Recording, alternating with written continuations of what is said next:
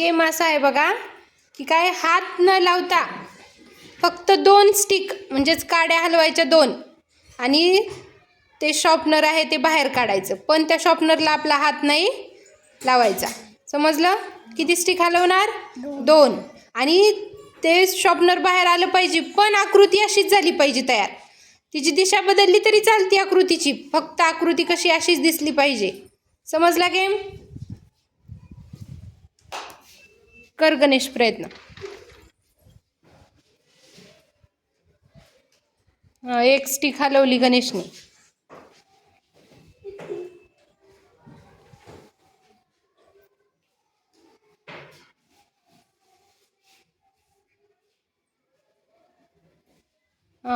दुसरी पण स्टिक परत जागेवर ठेवली का? बरं कर सिद्धेश्वर प्रयत्न. एक स्टिक हलवली सिद्धेश्वरनी, दुसरी पण हलवली. झाली का रे पहिल्यासारखी आकृती सिद्धेश्वर? नाही, आकृती पण तशीच झाली पाहिजे.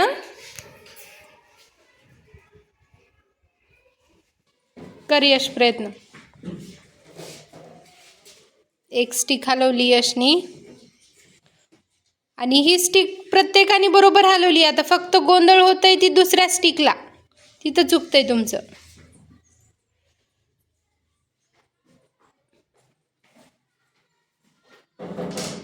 दुसरी पण स्टिक हलवली, ठेव कुठल्या तरी जाग्यावर.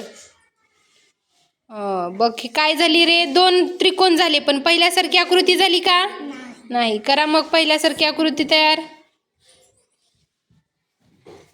कर शौर्य प्रयत्न.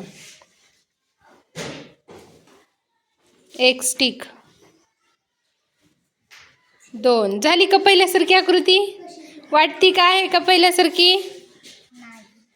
करा, ठेवा मग पहिल्यासारखे स्थिती करा आकृतीची पहिली.